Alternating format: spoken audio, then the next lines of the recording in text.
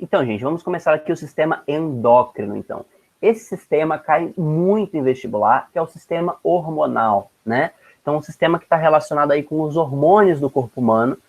E como eu já falei um pouco, no sistema nervoso, os dois são sistemas de controle sobre os outros sistemas. São quase sistemas mestre, digamos assim. Só que o sistema nervoso, ele tem uma ação mais rápida e mais específica. O sistema endócrino é uma coisa mais de longa duração. Então, eu tenho algumas glândulas endócrinas, que são órgãos que vão produzir hormônios, que vão jogando no sangue algumas substâncias e dando recados para o resto do corpo, dando ordens para o resto do corpo. Um exemplo clássico de como que isso é lento e a longa duração é o do hormônio do crescimento. Não é uma coisa que vem assim do cérebro por uma fibra nervosa, pelo neurônio, o neurônio vai lá dar um choque no osso e fala, osso, cresça. Não, isso não existe, né? Não é assim que funciona. Por quê? Porque o sistema nervoso é ali naquele momento, é imediato, né? O sistema endócrino, como é que ele vai funcionar? Ele não vai dar um choque no osso e falar para o osso cresça. Ele vai, ao longo de anos, ele vai soltando aos poucos hormônios no sangue, o hormônio do crescimento, por exemplo, o GH, vai jogando GH no sangue, e aí as células que estão no osso percebem aquele hormônio lá e entendem aquele recado. É para a gente começar ou acelerar o nosso mecanismo de divisão celular, para a gente poder ir aumentando o tamanho do corpo. Isso ao longo de anos, e anos, e anos, e anos, né? Claro que a gente vai ter alguns hormônios que são mais rápidos do que isso, muito mais rápidos. Eles vão, ao longo de um dia, já fazer algum efeito, né? A adrenalina, quando ela cai no sangue, já na hora a gente percebe que caiu a adrenalina no sangue. Mas nunca vai chegar a ser rápido, tão rápido quanto um neurônio, que eu penso que eu quero mexer meu dedo anelar, ele vai lá e mexe meu dedo anelar. Isso não existe. Nenhum hormônio vai ser nunca capaz de ter uma ação tão rápida e tão específica quanto o neurônio consegue, né? Que são células específicas, é toda uma estrutura específica. O hormônio, ele vai ser liberado no sangue, através do sangue ele vai acabar mandando a sua mensagem para outros órgãos, para outras glândulas e assim por diante, né? Então, o sistema endócrino é a parte do organismo que coordena as atividades de células e órgãos. Espera aí, cadê o laser? Por meio da secreção de hormônios, que são substâncias químicas reguladoras de funções do organismo, sintetizadas por glândulas, as glândulas endócrinas ou glândulas hormonais, e transportadas por via sanguínea para os órgãos. Considerado um sistema auxiliar ao sistema nervoso na tarefa da comunicação e controle de todo o corpo, mas está voltado ao controle de longa duração das funções celulares. E aí, gente, o nosso corpo, ele vai produzir em vários pontos diversos substâncias que funcionam como hormônios. Substâncias que vão ser jogadas no nosso corpo para levar o recado até um outro lugar para o meu cérebro, sei lá, o meu hipotálamo vai mandar um recado para o meu rim, né? Falando para o rim, olha rim, urine menos, produza menos urina para guardar mais água para o corpo. Ou o contrário, urine mais porque está com excesso de água no corpo, né? Então isso é um caso de um exemplo de um recado hormonal. Lá o hipotálamo, que é uma região lá do nosso cérebro, vai jogar o hormônio no sangue, esse hormônio vai percorrer o nosso sangue todo até chegar no rim, o rim vai perceber que o recado é para ele. A carta é para ele, aí ele vai melhorar, ele vai mudar alguma coisa na sua reabsorção, vai mudar alguma coisa na quantidade de água que ele libera na urina e assim por diante. Beleza? Então, existem vários pontos do nosso corpo que produzem hormônios para colocar no sangue e vários pontos do nosso corpo que são sensíveis aos hormônios, que vão entender que o recado é para eles. Então, são as glândulas endócrinas que produzem os hormônios e são os órgãos que vão perceber, e vários órgãos-alvo, que a gente chama, né? São os órgãos-alvo de determinados hormônios que vão perceber aqueles recados. No exemplo que eu dei, o hipotálamo é a glândula endócrina que produz o hormônio e o rim é o órgão-alvo que percebe a presença daquele hormônio no sangue e vai mudar alguma coisa na sua atividade. A Beatriz está perguntando, o sistema endócrino tem um centro, tipo o sistema nervoso que tinha o cérebro? Então, uma ótima pergunta, isso a gente já vai ver. O centro do sistema endócrino é também o centro do sistema nervoso, é o cérebro, onde estão as principais glândulas endócrinas. Estão dentro do cérebro as principais glândulas endócrinas, que a gente já vai falar sobre elas, tá bom? Elas são principais porque elas vão coordenar as ações das próprias outras glândulas, né? Então, o que acontece aqui? A glândula pituitária, aqui que é a hipófise que a gente chama, ela produz vários hormônios que, em vez de ter uma ação direta sobre alguma coisa, eles vão ser hormônios que vão levar um recado para outras glândulas endócrinas produzirem outros hormônios. Então, é o hormônio do hormônio, né? É a glândula da glândula. É a hipófise, que é uma glândula endócrina, mandando outra glândula endócrina produzir outro hormônio que vai atingir um terceiro órgão, né? Então, é toda uma hierarquia, uma estrutura de poder, quase, que começa no hipotálamo e na hipófise. São as duas glândulas principais do sistema endócrino. A gente vai falar sobre elas, tá? O que eu queria falar para vocês, gente, é que existem muitas estruturas no corpo que funcionam como glândulas endócrinas, que produzem hormônios. E muitas estruturas no corpo que podem ser órgãos-alvo desses hormônios. Aqui a gente vai falar das principais. Existem mais de, sei lá, devem existir mais de 50 glândulas endócrinas no corpo. Só que aqui a gente vai falar de 10. São as 10 principais, tá bom? Mesma coisa os hormônios. A gente deve ter mais de 1000 hormônios. Existem hormônio para cada pequena coisa que vocês podem imaginar. Deve ter hormônio, assim, para aumentar a lacrimação, nem sei se é assim que fala. Para aumentar a lágrima, deve ter hormônio para... Tem hormônio para todo tipo de coisa que vocês podem imaginar. Os que a gente vai estudar aqui são só os principais. Então não se surpreendam se alguém aqui for estudar alguma coisa depois na área da saúde e descobrir que tem muito mais, porque realmente tem muito mais. Beleza? Então vamos estudar as principais glândulas endócrinas do corpo e os principais hormônios. São 10 glândulas endócrinas. Cada uma delas pode produzir um ou mais de um hormônio, tá? As principais, então, aqui na parte da cabeça, a gente tem 3 importantes. O hipotálamo, a hipófise, que também é chamada de pituitária, e a pineal, que é a glândula do sono, tá? Essas são as 3 que estão na cabeça. Aqui na parte do pescoço, tórax, a gente vai ter a tireoide, bem aqui, ó, no pescoço, e também as paratireoides, que estão atrás da tireoide. Tireoide e paratireoides, as duas estão coladas uma na outra, a gente já vai ver. E um pouquinho mais embaixo, aqui na altura do coração, temos o timo. O timo aqui, essa região torácica, tá? Agora na região aqui abdominal, a gente tem 2 importantes, que são o pâncreas e as suprarrenais, que eu já comentei sobre elas, são as que vão produzir adrenalina, como hormônio, né? Então, as suprarrenais, por que tem esse nome de suprarrenais? Em cima do rim, suprarrenal. A gente tem os 2 rins, elas estão, é como se fosse 2 capuzes, né? O capuz do casaco, como se fosse um capuz do casaco em cima dos 2 rins, né? E o pâncreas ali também. E, por fim, temos aí as glândulas endócrinas sexuais, são ovários e testículos, beleza? Que vão produzir também os hormônios sexuais. Então, essas são as 10 glândulas endócrinas que podem cair em vestibular. Todas são igualmente importantes? Não. Algumas são tremendamente mais importantes do que outras. Tremendamente mais assunto de prova, inclusive, né? Mas todas já caíram em algum momento, e se já caíram em algum momento nas provas, eu vou citar. Beleza? Vamos lá. Então, aqui, como eu estava mostrando para vocês, temos aqui o vaso sanguíneo, né? Onde vai ser jogado o hormônio. Aqui, a célula endócrina, né? A célula da glândula, que vai produzir esses hormônios dentro das vesículas secretoras. Vai jogar agora esse hormônio no sangue. Esse hormônio no sangue vai ser percebido pela célula receptora, pelo órgão-alvo.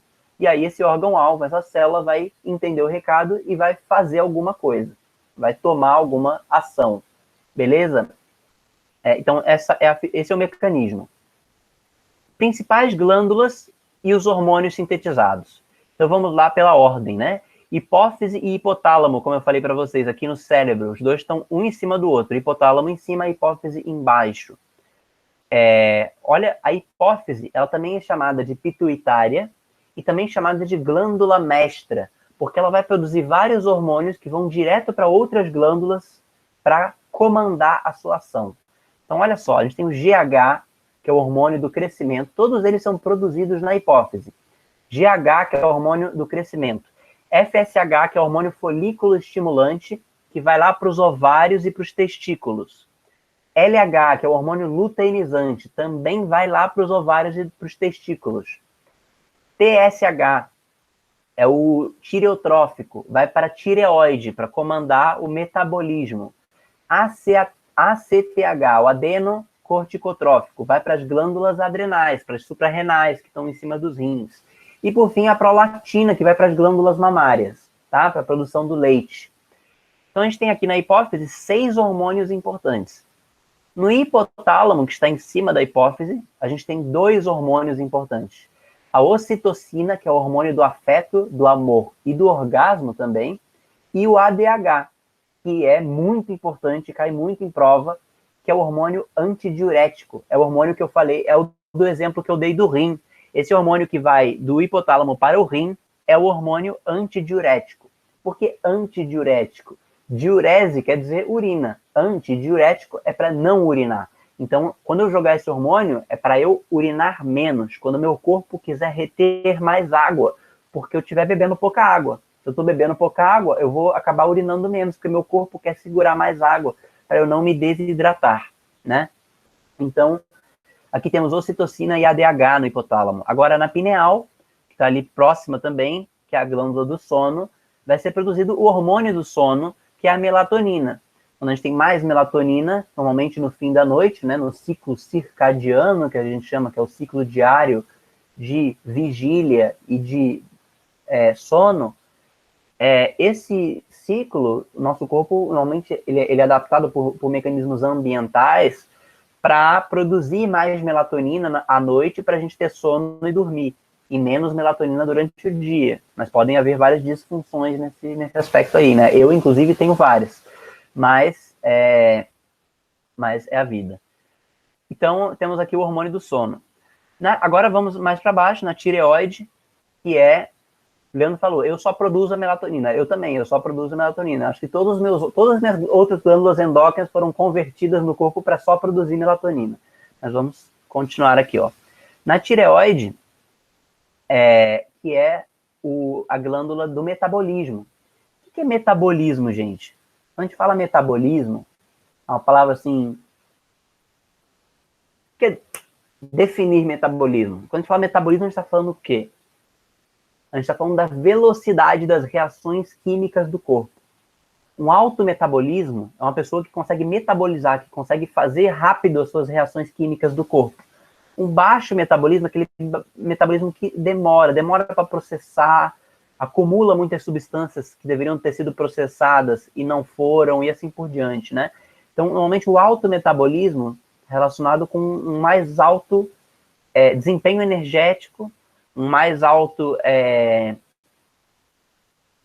velocidade de reações químicas no corpo, e o baixo metabolismo é o contrário, né? E a gente tem uma glândula que cuida disso no corpo, que é a tireoide. E a tireoide, produzindo os seus hormônios, que são a T3 e a T4, a triiodotireonina, que é a T3, e a tiroxina, que é a T4, a gente chama, né, o apelido desses 2 hormônios é T3 e T4. Eles vão controlar o metabolismo, né? E aí temos a calcitonina também, que aí não tem a ver com metabolismo, mas por acaso também é produzida pela tireoide, que vai ter a ver com a regulação da quantidade de cálcio no sangue. As paratireoides, que estão atrás da tireoide, aqui não dá para ver na figura, mas a gente vai ver depois, vão produzir o PTH, o paratormônio, que ele é o contrário da calcitonina, né? Então, os dois, um vai funcionar quando tiver muito cálcio no sangue, precisar tirar um pouco, e outro vai funcionar quando tiver pouco cálcio no sangue, vai colocar mais cálcio no sangue, tirando, por exemplo, dos ossos ou de outros lugares, né? Se não me engano, o paratormônio é o que quando está com hipocalcemia, pouco cálcio no sangue, ele tira dos ossos e dos músculos e de outros lugares para colocar mais no sangue. E a calcitonina, ao contrário, quando está em situação de hipercalcemia, com muito cálcio no sangue, ela vai lá e tira e coloca nos ossos, né? A gente já vai confirmar mais para frente. Tem casos de pessoas que têm diabetes e têm dificuldade de segurar a água que acabou de beber.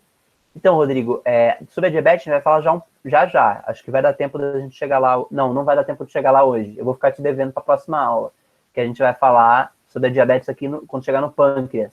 Mas isso já vai ser a próxima aula, tá? Pedi só para você aguentar um pouquinho o spoiler aí, que a gente fala na próxima. Beleza? Então, paratireoides, o paratormônio, então calcitonina e paratormônio vão fazer o parzinho. Isso é comum nos hormônios. Às vezes, um hormônio atua contra o outro. Quando eu estou numa situação X, vai vir o hormônio do efeito A. Quando eu estou na situação Y, vai vir o hormônio do efeito B, que é contrário ao efeito A. Né? Então, os dois para se balancear. É o caso da calcitonina e do paratormônio aqui, mas de outros hormônios também, tá? No timo, a gente vai ter o hormônio da timosina. O timo aqui dos 10 é o menos importante, eu acho. É o mais raro de cair em vestibular. Mas teve uma questão que eu já vi cair que era assim: para que serve o timo? Alternativa A, B, C, D e E. Foi exatamente isso, mas como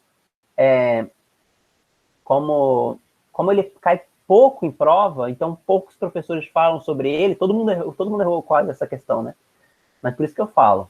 Eu aviso quando não cai muito. Eu aviso, mas eu digo que existe, porque se cair aquela questão que cai só a cada 10 anos, vocês vão saber pelo menos do que se trata. Beleza? Essa é a ideia. Timosina, então, o timo para que serve? Para imunidade. Então, ali na região do timo, né, aqui mais ou menos, ele vai ajudar no amadurecimento de glóbulos brancos. Né, os glóbulos brancos, que são as nossas células de defesa do corpo, que vão atacar as bactérias, os vírus que invadirem nosso corpo e assim por diante. Então, o timo e a timosina vão amadurecer ali, vão ajudar a amadurecer as células de defesa do organismo. Beleza? A imunidade do organismo. Suprarrenais, como eu já falei um pouquinho, vão produzir aí cortisol, aldosterona e adrenalina. A adrenalina é o hormônio que vai ajudar o sistema nervoso simpático na reação de emergência, na relação para avisar as células do corpo que estão numa situação de emergência, para todo mundo conseguir agilizar os seus processos, né? Então vai complementar um pouco a ação do sistema nervoso simpático, como a gente viu, né? Os outros aqui são o cortisol, também liberado em situação de estresse, né? Mas o mais importante disso aqui é que ele é um hormônio anti-inflamatório. E aí a gente tem vários medicamentos que são corticoides derivados do cortisol para situações de inflamação, para terem efeito anti-inflamatório em algumas feridas, em algumas lesões e assim por diante. Isso é importante do cortisol. E por fim, a aldosterona, que aí vai ser bem diferente desses aí. Na verdade, ela vai para os rins, o órgão-alvo vai ser os rins, e vai regular um pouco lá o quanto de minerais que o rim vai deixar sair na urina, né? Você vai deixar sair muito ou pouco sódio, você vai deixar sair muito ou pouco potássio, e assim por diante. Beleza? Pâncreas. Pâncreas, gente, ele é um cara muito importante. Talvez seja o mais importante. É difícil, porque tem muitas glândulas importantes aqui. O endócrino é um dos sistemas que mais caem, né? É que todos os 7 sistemas caem muito, né? A fisiologia, na zoologia a gente consegue até falar, esse animal aqui, né, sei lá, é difícil cair alguma coisa de nemateumintos que não seja sobre doenças. É difícil. Pode cair. Agora, na fisiologia humana é difícil. Como é que eu vou falar? Não cai muito o sistema respiratório, não cai muito o sistema endócrino. Todos os 7 sistemas caem muito, pode cair a rodo, né? A aldosterona, então, é a regulação de minerais. Pâncreas, que é o mais importante de todos, talvez aqui, vai cair para a próxima, ele vai produzir insulina e glucagon. E esses dois são mais um parzinho de contrários. E eles vão regular a glicemia do sangue, ou seja, a quantidade de açúcar no sangue, e aqui está relacionado com a diabetes, né? Então, a insulina ela vai ser acionada numa situação de hiperglicemia. É uma situação onde eu vou ter muito açúcar no sangue, muita glicose no sangue.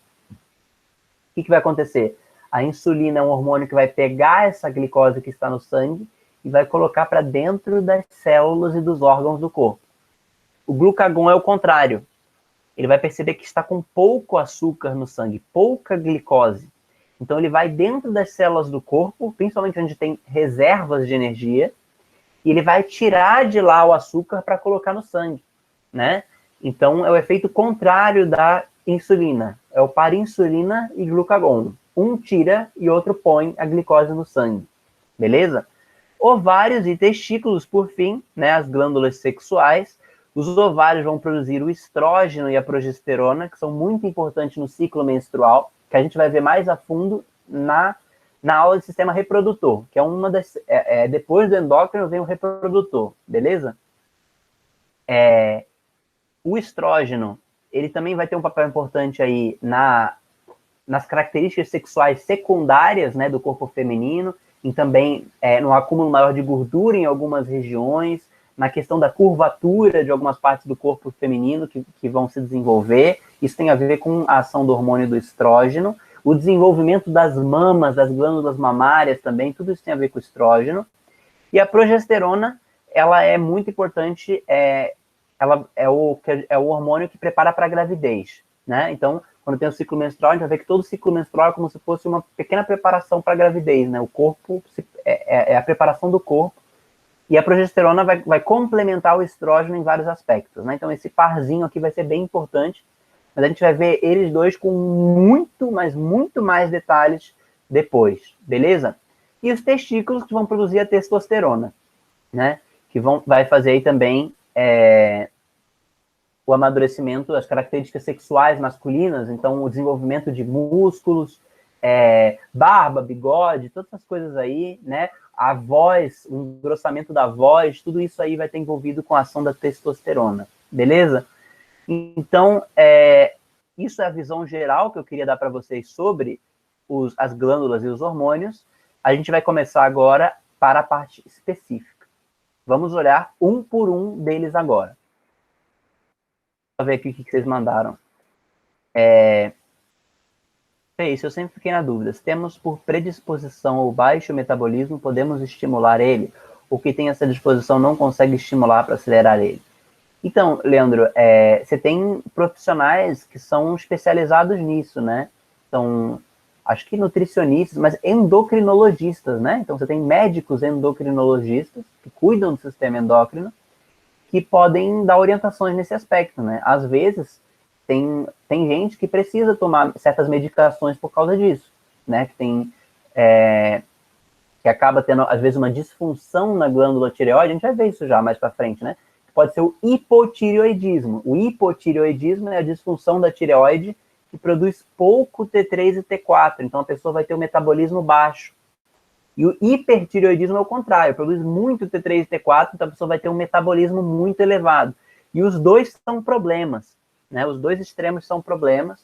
Então, e tem algumas medicações que o médico pode recomendar sobre isso, né? Ou às vezes pode ser uma questão de hábitos também. A tireoide, a gente já vai ver, ela funciona à base de iodo. Então, o sal que a gente come de cozinha, ele inclusive tem iodo para ajudar nisso, né? O iodo é artificialmente colocado no nosso sal de cozinha, porque o nosso sal de cozinha, ele seria só NaCl, ele seria só sódio e cloro, né? Só que, por medidas sanitárias, por regulações, né, do governo, também se coloca um pouco de iodo no sal para ajudar nisso, porque a tireoide funciona à base de iodo, ela produz os seus hormônios à base de iodo, tá? Que é o Izinho da tabela periódica, né? Então, mas a gente vai ver já com mais calma isso mais para frente, beleza? Lê, o timo é aquele que só crianças têm? Então, o timo, ele funciona muito mais nas crianças, e conforme a gente cresce, ele tende a ser substituído por tecido adiposo, por gordura. Gordura vai ocupando o espaço do timo, né?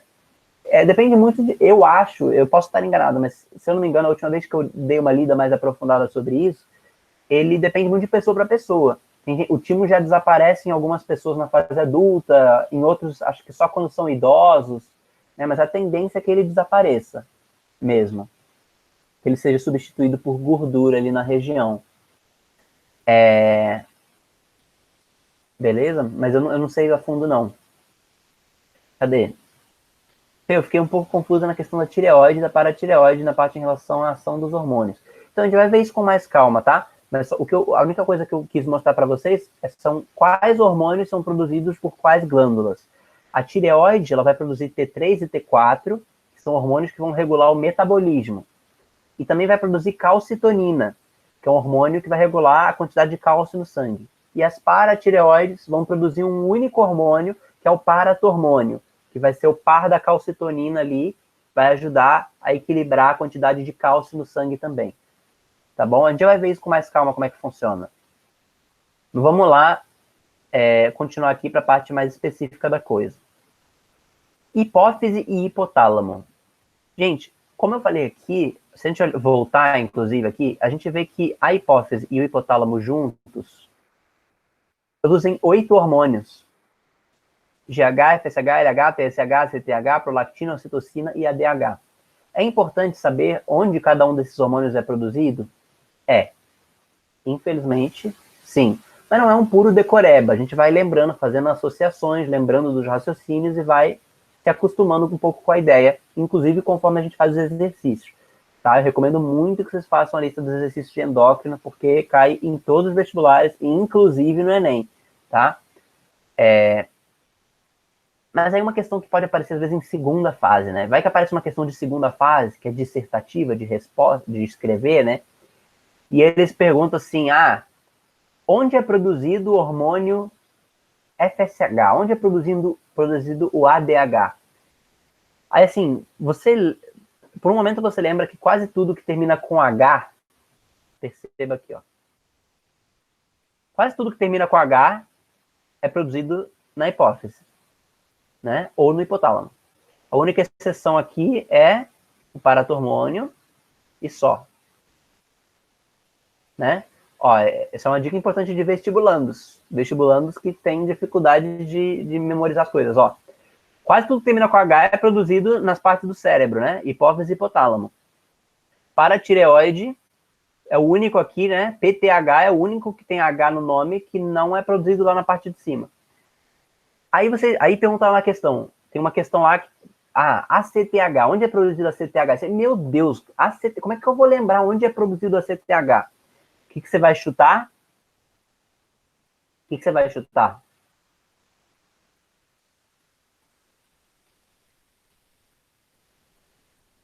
O que você vai chutar? Hipófise ou hipotálamo? Hipófise ou hipotálamo? Porque o ADH é produzido no hipotálamo. Aí você pergunta, você pode escrever hipófise ou hipotálamo no vestibular? Eu posso escrever hipófise ou hipotálamo? Posso escrever isso? Vai parecer que você está em dúvida, né? Então, para você mostrar que você não está em dúvida, que você está convicto da sua resposta, você vai escrever: esse hormônio é produzido no complexo hipotalâmico hipofisário. Não tem ou na resposta. É no complexo hipotalâmico hipofisário. É uma palavra linda para você dizer o seguinte: eu não sei qual dos dois. É em algum dos dois. É no complexo. É no conjunto dos dois. Certo? Na soma dos dois ali, algum deles vai produzir esse hormônio. Com isso, você cobre quase todas as possibilidades. E está certa a resposta. Né? Mas isso não é só por motivos de chute. Isso também é por motivos fisiológicos. Eles estão muito juntos um do outro. E eles funcionam juntos. Né? Então, a gente tem aqui, ó, olha aqui, ó, hipotálamo e a hipófise aqui embaixo. Né? Só para quem quiser adotar, vou escrever aqui para vocês, ó, complexo.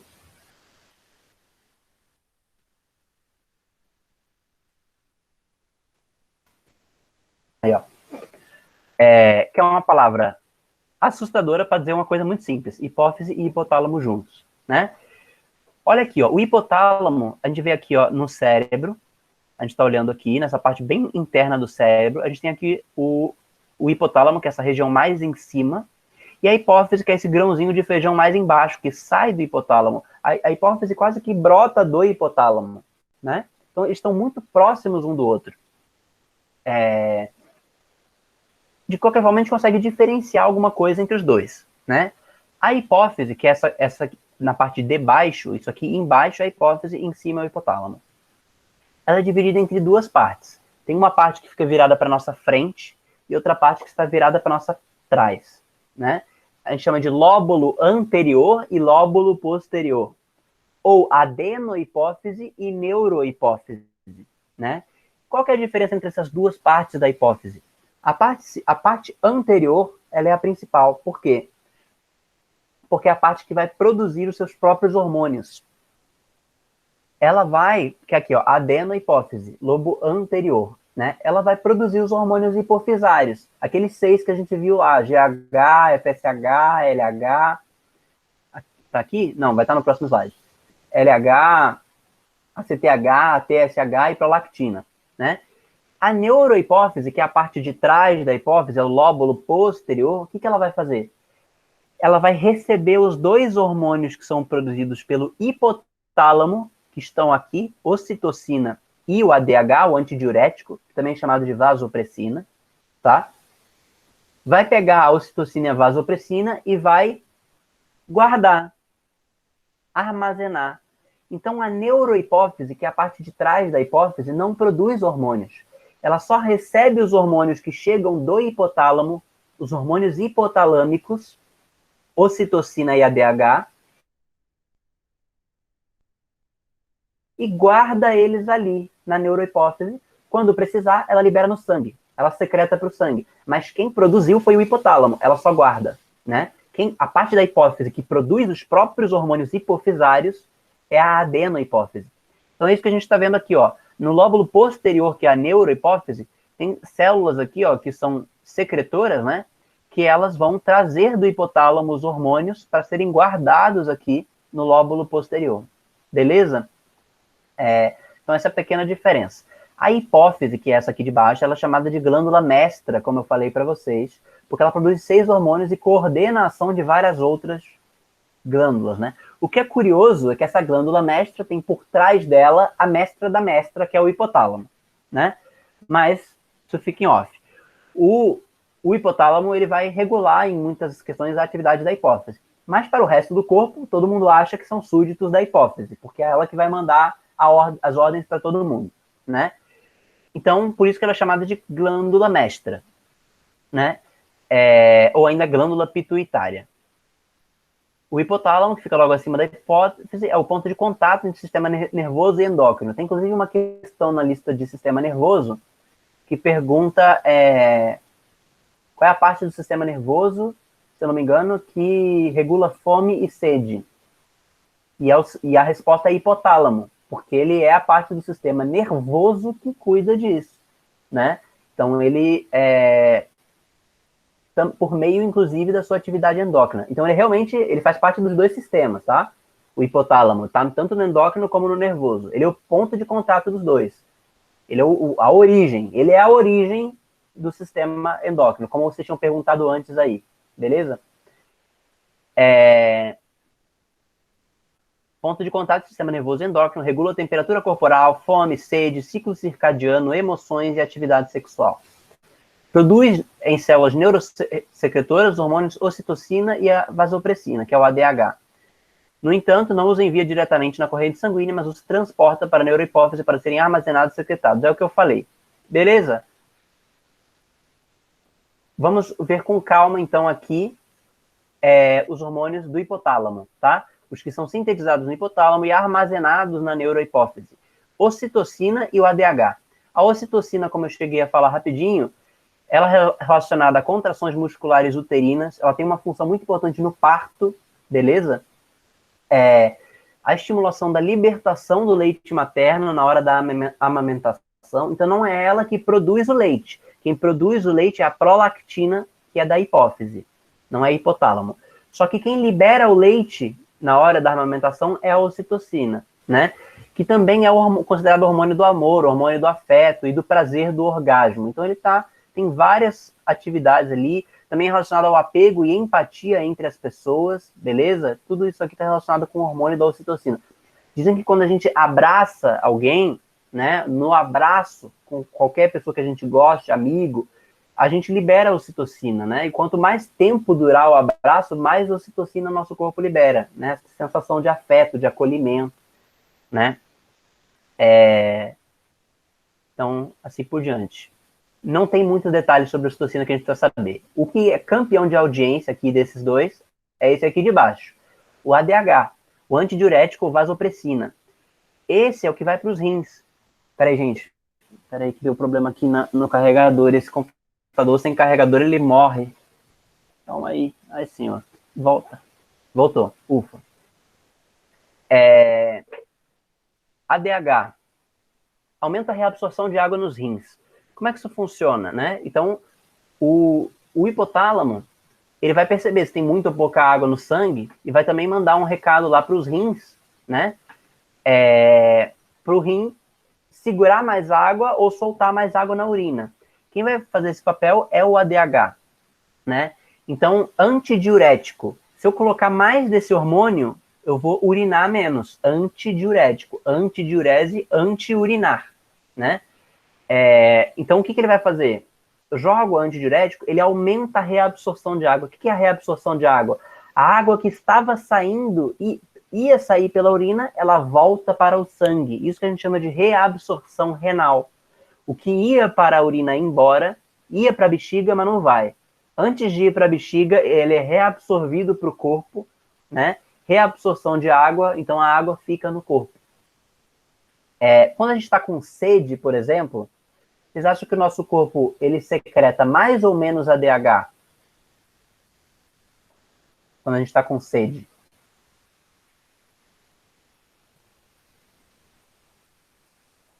Mais. Exatamente, porque com sede ele está precisando de mais água. Então, o que ele vai fazer? Tem pouca água disponível no corpo, ele vai mandar para os rins, olha, produz urina com menos água. Reabsorve mais água, né? Então, isso é importante. O ADH vai ter essa função aí, quando precisar de água, ele vai ser liberado quando precisar manter água no corpo. Beleza? Existe um problema aqui, que é a diabetes insípidos. Diabetes, tem duas doenças que chamam diabetes. Diabetes insípidos e diabetes mellitus. Quando a gente fala normalmente que uma pessoa é diabética, a gente não está falando dessa aqui. A gente está falando da mellitus, que tem a ver com o pâncreas. Vamos ver na próxima aula. Essa aqui é a insípidos. Normalmente, quando a gente fala diabético, não está falando dessa pessoa aqui, mas ela também é diabética, né? É uma outra doença que tem nome parecido, tá?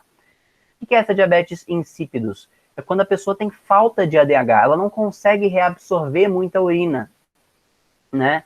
Não consegue reabsorver água. Então, a água sai o tempo todo. Então, a pessoa precisa urinar o tempo todo. Por quê? Porque ela não consegue reter água no organismo. Quase colocou água para dentro, vai sair. Por falta do hormônio antidiurético. Por disfunção no hipotálamo ou na sensibilidade do rim para perceber o ADH, né? Então, o problema pela falta do ADH é essa diabetes insípidos, que a pessoa precisa urinar o tempo todo, porque ela não consegue reabsorver água, beleza? Ela tem dificuldade de fazer a reabsorção de água nos rins.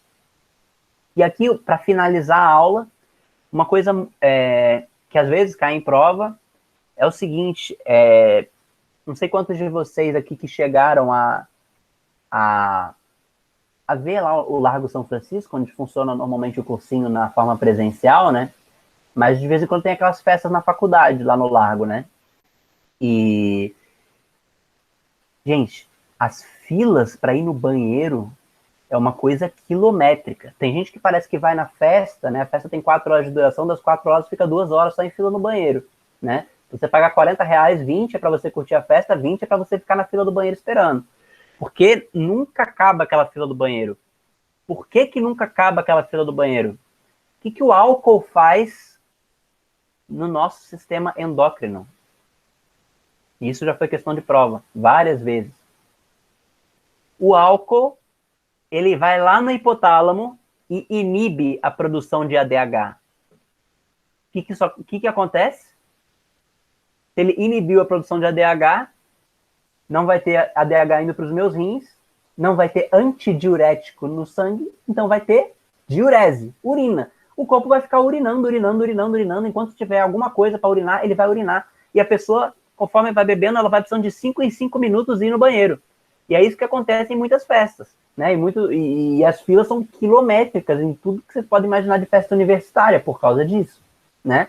Por quê? Porque o álcool inibe o ADH, e aí, o tempo todo, a pessoa tem vontade de fazer urina, né? Porque não consegue reabsorver água. E qual que é o perigo disso? O perigo disso é que o ADH tem uma função vital, que é a função de manter o nosso corpo hidratado. Então, o álcool, ele pode desidratar muito o nosso corpo, né? Então, sempre importante é a moderação, né? porque a gente pode acabar jogando muita água fora que deveria ficar em alguma parte dessa água no nosso corpo, né? Então, isso pode ser um problema. Bebam muita água, né?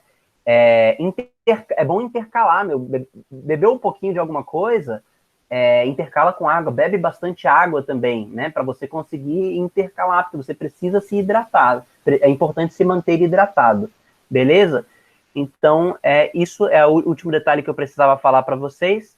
Na próxima aula, então, a gente continua com os hormônios produzidos pela hipófise, aqueles 6 lá, prolactina, FSH, LH, TSH, ACTH e o GH, que é uma parte bem interessante da matéria. Beleza? Então, a gente finalizou aqui o hipotálamo hoje com a ocitocina e o ADH. Tudo bem? Vou finalizar aqui a gravação.